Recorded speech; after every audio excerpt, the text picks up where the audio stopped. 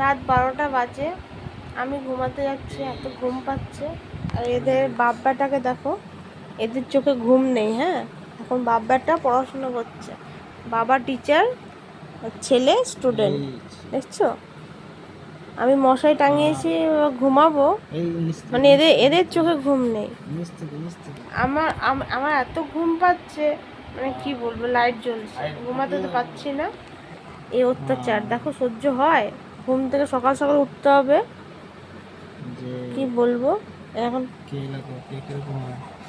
Electronic সিলেটে দিচ্ছে।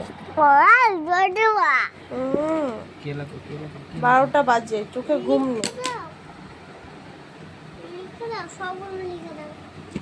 কি বলবো, এই রাত 12টা বাজে তোর ঘুম নেই?